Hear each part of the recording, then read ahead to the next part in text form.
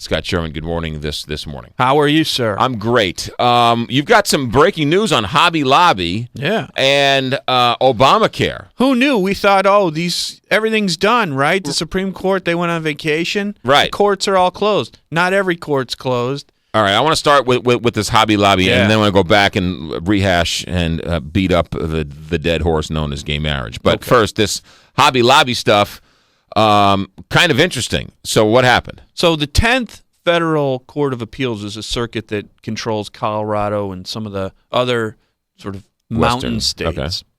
And they have been hearing a challenge by the owners of Hobby Lobby, which is it's a corporation, but the way it's set up, it's really a family-owned business. And for anybody that knows about Hobby Lobby, they're closed on Sunday.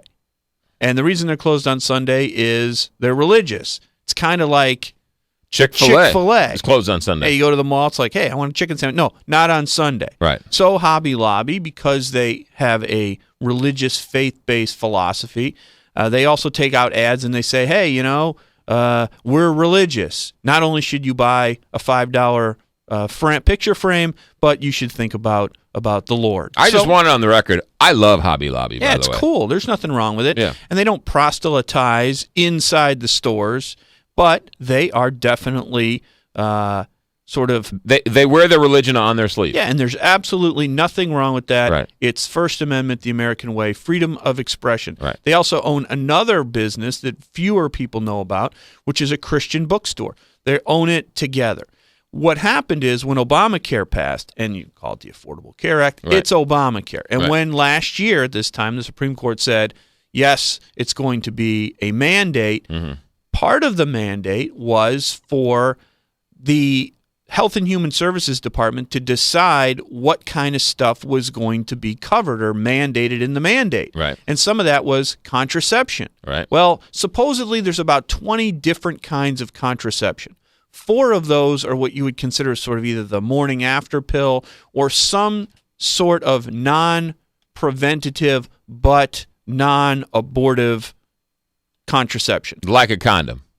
No, that stops the thing from getting fertilized. Okay. Once it's fertilized, there are 4 different things, like an IUD, there's 2 kinds of pills, and then there's something else. But once it's fertilized, then that's when people start to get upset. That's when the Hobby Lobby people get upset because their religious belief is life begins at fertilization. Okay. And so for the 16 things that stop the fertilization process, they have no problem. Like a condom. Like a condom. Right. But for the 4 things that prevent the development of the embryo after the initial fertilization, contact, they don't want to pay for that. Right. They want to be out of it. So they filed a challenge to that requirement in federal court, and they said, "Hey, we're a religious company. We can't do this because it goes against our religious beliefs. Right. We actually believe this. We're not just trying to save money." And the district court, like the first trial court, said no. And the reason they said no is you're a corporation. You're not a person. Therefore, for-profit corporation, not a 501c3. You're not for profit. You're not allowed to make this challenge. And just yesterday, the bosses of that court, the 10th Circuit Federal Court of Appeals, said, no, Hobby Lobby is a person. And you know where they got that from? Citizens United. The Citizens United. Ding! The Citizens United case, where the Supreme Court held 5-4 a couple years ago that all corporations are people for the sake of the First Amendment. And within the First Amendment, there's this thing called the Free Exercise Clause. And apparently now, for-profit corporations are allowed to make objections to things based on their honest religious beliefs. So an injunction, meaning a halt to this mandate requirement, which was going to start Monday, by the way. So in other words, the courts have concluded that Hobby Lobby does not have to pay for the morning after pill for their employees because of a religious objection. That circuit where Hobby Lobby is based, where this was going to have to go into effect, just put a halt to it a couple of work days before the mandate was going to go into effect. And if Hobby Lobby didn't comply with the mandate, it's $100 per person fine. It's not $100 per day. So with 13,000 employees, you were talking about $1.3 million fine per day if Hobby Lobby had A, not won this, right, and B, still refused to cover those things that they were. Very, very similar to a couple of years ago when those pharmacists said my religious beliefs preclude me from selling this morning after pill. Remember that? Yes, I do. And I actually defended the pharmacists, and I'll defend Hobby Lobby, whether it's based on Citizens United or not. They are people or not a people. How can you force a company or force someone to do something that they legitimately have a religious objection to? Well, there have been cases before where that's the case, such as there's religious objection to kids getting immunizations. And people say, well, I don't believe in immunizations. And then they send their kids to school with tuberculosis and everybody gets sick. Well, at some point, your religious belief does run into the sort of position of the general society where they say, okay, even though you have this religious belief, we have such a compelling reason for requiring you to do something that you don't believe in religiously that it trumps it. And so it's not a blanket sort of ban. You can't just say, well, I have a religious objection to paying my taxes. Right. I have a religious objection to driving the speed limit. I want to smoke, weed or peyote or whatever I want to do because I have a religious belief in it. At some point, religious belief runs into the general society, and then there's a test. But this case is very noteworthy because it's the first time, and the Supreme Court has never ruled, that a for-profit corporation can invoke the free exercise clause of the First Amendment on a religious basis under the guise that it's a person. This is an entity, but it's a company, and they're not in the business of religion. They're in the business of selling tchotchkes and and framing pictures. And I've gone there, and I like the place a lot.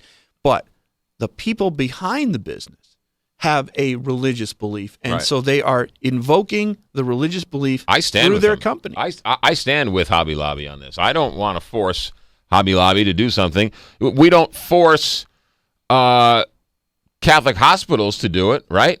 Even though Catholic hospitals are not for profit. And that's the difference. Well, that is one of the differences that's been argued that say at some point, let's say the people that are on the board of directors at, I don't know, Coca-Cola or something, they decide that they have some sort of religious thing that they want. At what point can a company Right. I have a religious objection to paying people minimum wage. Exactly. Right. Yeah. So, but the interesting one, and this is the sort of analogy that they used, and you were you were right there with the sort of Catholic hospitals. They used the analogy, the 10th Circuit Federal Court, of kosher butchers. And would a kosher butcher that's in a for-profit business, would that company have a religious objection if there was a law that mandated that everybody sold ham or everybody sold pork steaks? Right. And they would probably be able to have a successful argument. However, this is not over because it's probably a preview of what's going to happen next year.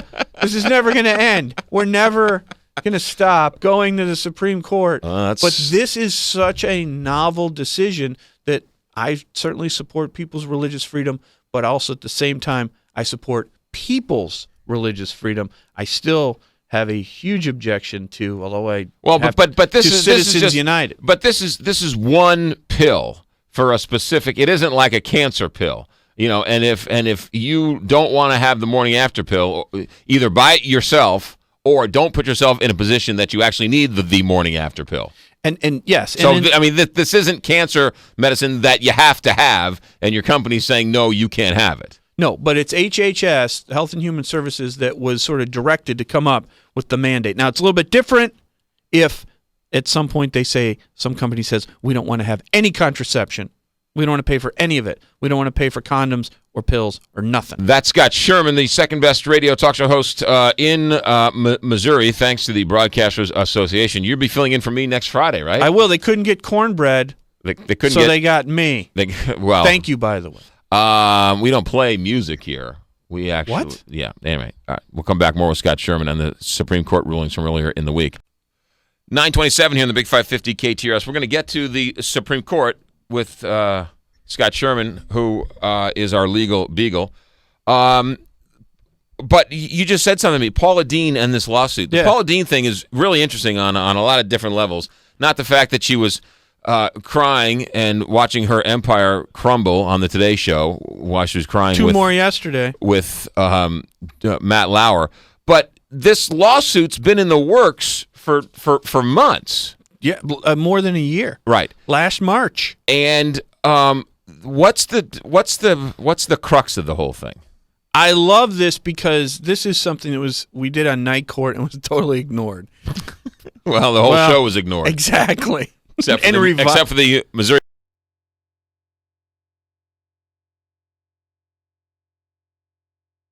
Of the Dean organization, a woman by the name of Lisa Jackson filed a discrimination case against Paula Deen and her brother because she said, hey, I made it from being a hostess to general manager, and I wasn't being paid as much as the general manager of your other restaurant because I'm a woman. And Paula Deen's brother, Bubba, was licking me and kissing on me and making me watch porno. Maybe he thought he was a stick of butter. And calling me his little Jew girl. I mean, he was doing all kinds of stuff. And this is Paula Deen's son. This is Paula Deen's brother, Bubba. Okay. This is at Bubba's Shrimp Shack, or whatever it is in Savannah, Georgia. This is not the restaurant she owned with her sons. Okay. She said the restaurant she owned with her sons, Paula and Sons, or whatever it was. This Lisa Jackson didn't work there.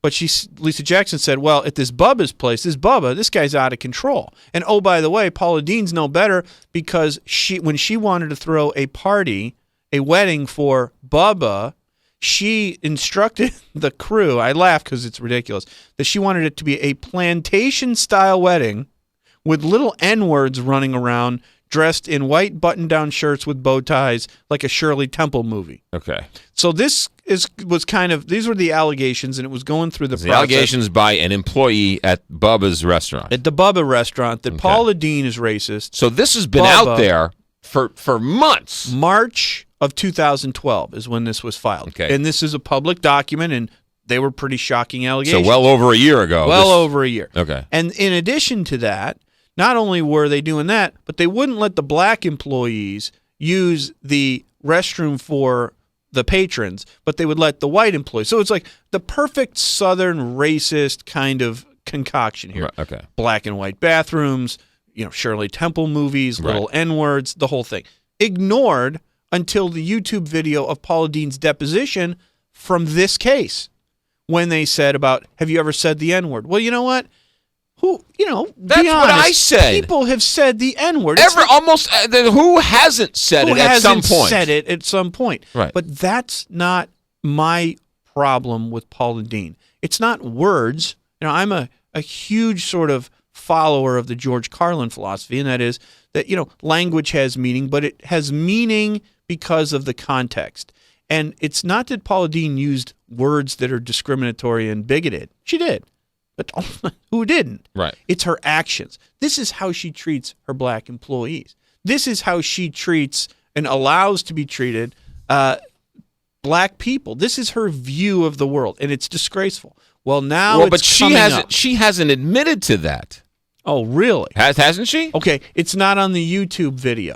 But why is it that these companies are crushing her? It's because of what's behind them. Well, but hold on a second. They're piling on now because these companies, what do we know? What did she admit to? She said that at some point in her life, she used the word. And she goes on to say in one of these apologies that she used the word 30 years ago. She grew up in the South. She's 70 years old. I grew up in the North. I'm 46 years old. I've used the word. And if somebody were to ask me under oath, have you ever used the word? I'm sure I have. When? I don't remember, but I know I didn't say it in a way in which I was trying to hurt somebody with my words. But if somebody said that about you, right, there would be a lot of people from all different walks of life coming to your defense and saying, McGraw-Millhaven is no racist. He's my friend. They could be black, they could be white, they could be whatever, but they would be defending you. Nobody is defending her except her kids.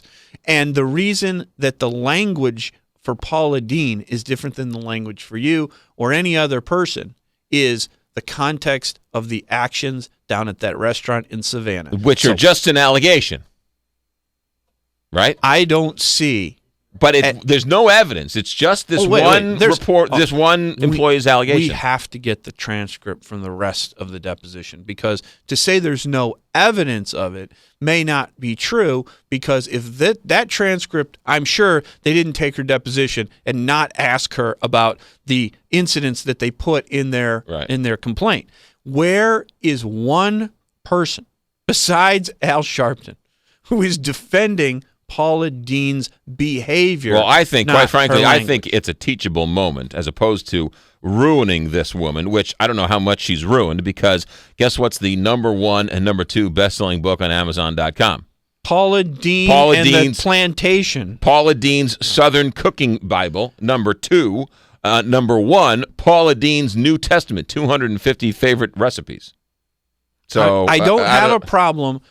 I don't think somebody who uses a word like that who should have their career ruined. But I think someone who's engaged in behavior like that. Absolutely. That's despicable. So I have to go find, if I come back here and I bring you testimony. If you bring me the broomstick of the Wicked Witch of the West, yes. Or if I bring you chicken fried steak. Chicken fried steak. You'll change. If you give me a stick of butter, I can lick it. I don't know. I just think that there are a lot of reasons to hate her that have nothing to do with what she said. I don't have a problem with Paula Deen. I've sort of kind of paid attention to this story, but this all blew up because she was asked the question, have you ever used that word? She said yes. And who hasn't? Who can answer yes to that question? If that was the only thing, I would be sitting here defending her and defending the First Amendment. However, she's killing people. She reminds me of a TV evangelist, too. There's something about her. She's no Tammy Faye Baker. I liked Tammy Faye Baker. All right. Well, that's for another day. Scott Sherman, hold on. Back in a moment. There's something about this gay marriage thing that I want to touch on with you. Hey now. 7:35 on KTRS. We talk in generalities a lot about the markets going up, the mortgage rates are going up, you can save your house. Specific stories of real people that live in our community that have had their lives changed and their homes saved by St. Louis Home Retention Group. In Florissant, there was a couple. Everything was going fine, and then they lost their job, 8 months behind. There's a foreclosure date. They called St. Louis Home Retention Group. In just 2 months, they not only stopped the foreclosure, but they got their home mortgage refinanced, saved $400 a month, got caught up, and they're in the very same home they were about to lose. That's what St. Louis Home Retention Group does for people all over the metro area. They can do it for you. You don't have to be 8 months behind. You just have to call them and see if they can save you money. 636-527-5121, 636-527-5121, or stlouishomeretentiongroup.com. Hi, this is Jeff Lapidus, the retirement coach. If you want to make smart choices about your retirement planning, listen to my show, Straight Talk on Retirement, this Saturday at 10 a.m. here on the Big 550 KTRS. If your roof took a beating by the big spring storm, you need to call Frederick Roofing right now at 314-645-2000. 314-645-2000. With a family-owned business tradition of over 80 years and 80,000 satisfied customers, you can depend on Frederick Roofing, residential or commercial, for high-performance roofing repair or a brand new roof. When Frederick Roofing is on the job, you know it'll be done right and affordably. And Frederick Roofing will work with your insurance company. Plus, you can always depend on an immaculate cleanup when the job has been completed by Frederick's own licensed and insured crews. For the very best in roofing and roof repairs, call Frederick Roofing now at 314-645-2000. 314-645-2000. A proven track record of 80 years of roofing. 314-645-2000. For a hole in your roof or a whole new roof, Frederick Roofing. Frederick Roofing, 645-2000. Well, the geezer made it to the geyser, a 2-week trip to Yellowstone in a 30-foot lightweight passport travel trailer. The days were filled with hiking, counting geysers, and viewing spectacular waterfalls. Toward the evening, the animals would gather along the roadside to gawk at the antics of excited tourists. Before turning in, we sat around the campfire listening to the rangers talk about the wildlife in the park. As big as Yellowstone is, it's only one of a score of places which are waiting to be explored in this beautiful country, and there's no better way to do it than in your own RV. Buy or rent an RV from Byerly in Eureka, the center of the RV world. For the rest of your life. Byerly Trailer. For the rest of your life. Byerly Trailer. Rediscover your family. Show them you care for the rest of your life. You gotta be there. Check us out at ByerlyRV.com, Eureka, Missouri. K-Baby at Meyer Honda in O'Fallon, Illinois. You know how sometimes you get a song in your head? Usually when you're trying to fall asleep at night, you have all these thoughts and then a song just pops into your head. Same song in the morning, in the shower, you're humming, or in my case, God forbid, singing it. My friend Janie calls it an earworm. This has been happening to me. I don't even like this song, never bought the album, and yet I know all the words. Well, I say enough. Done with it. Wouldn't you sleep better if you had reliability, comfort, safety, and yes, a little fun? I know this is a stretch, but 3 words. Buy a Honda. Have a new song. One you love to sing. A song you like. You'll learn the words eventually. Consumer Reports' top 3 recommendations are Honda Accord, Honda CR-V, and Honda Odyssey. Meyer Honda has rates as low as 0.9 for 60 months. Meyer Honda. Have a new song. Meyer Honda, your gateway Honda dealer, MeyerHonda.com. The new Subway $4 lunch is for everyone. Choose from tons of their 6-inch subs plus a 21-ounce fountain drink, all for just $4. Subway, eat fresh.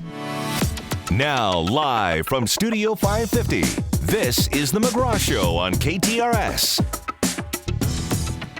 It's 9:43 here on KTRS. Scott Sherman is our guest. Lots going on in the news. Hobby Lobby has an injunction. They do not have to pay for the morning after pill for employees because of Obamacare. We talked about that.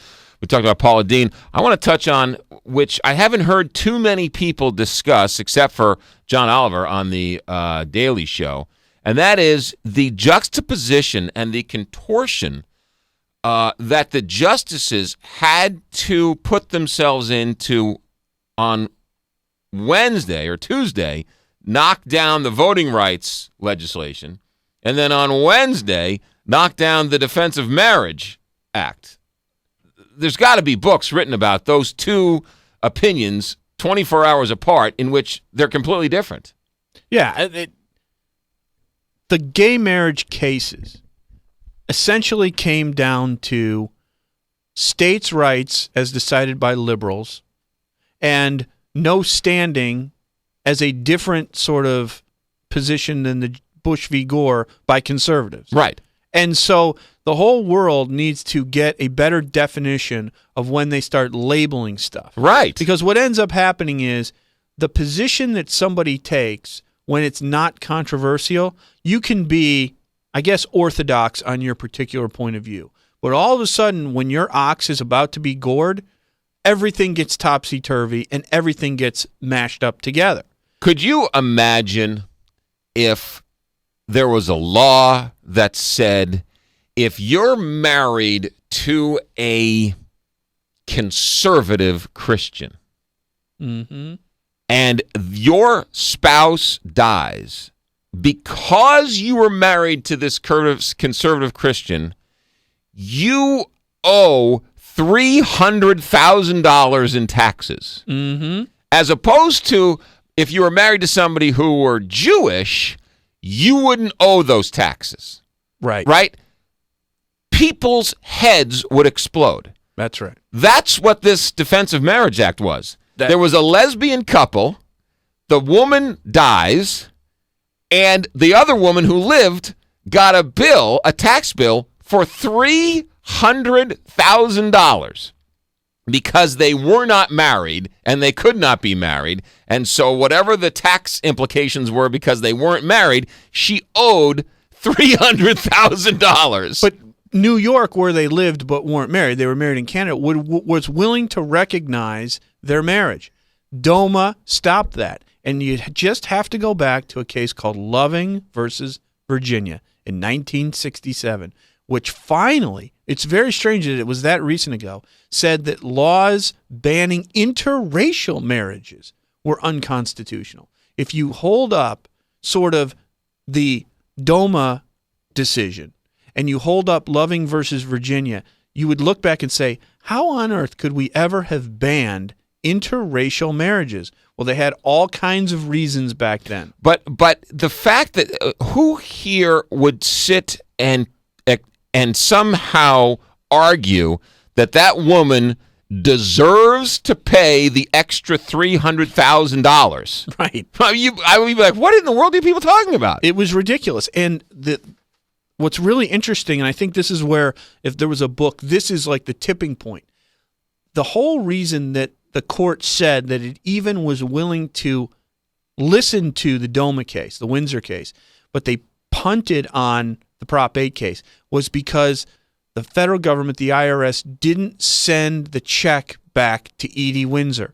If they had sent her the money and said, look, in your particular case, we're going to make a one-time exception and we're going to give you the money back, even though we don't think that we don't like DOMA, right. So here you go, there wouldn't have been a controversy because the federal government stepped out and said, we're not going to defend DOMA. So Jerry Brown in California, he refused to defend Prop 8. Right. The Obama administration refused to defend DOMA, but the court sort of put a shoehorn in and said, well, there's a controversy on DOMA, but there's no controversy and no standing on the other. They punted, and I think they should have decided them both. So you have conservatives yes, arguing that this woman's taxes should be higher. That's right. That's what they're arguing. Not only that, but they're arguing that states shouldn't be the ones that decide what states have always decided, right. Which is domestic relations. I mean, everybody's all over the place on this. You have conservatives for higher taxes. Right. You have conservatives that are for federal courts or for the feds trumping states' rights. And then you have liberals saying that they don't want to hear a case because somebody who feels aggrieved by a decision by the government not to step in their shoes don't have the power. The whole thing is so fascinating. All right, we are out of time. Scott Sherman, you have yourself a good day, and Paul Harvey, good day, and people still call. Anyway, we don't have time for that. You'll be doing the show Friday. I can't wait. Oh boy. Hopefully I have a show Monday when I get back. That's Scott Sherman, ladies and gentlemen. Want to go to a winery? We got a great winery for you. Stick around. We'll tell you about it next on KTRS. This is Katrina from the Dennis George Show. There's Dennis, Hi. Mitch, and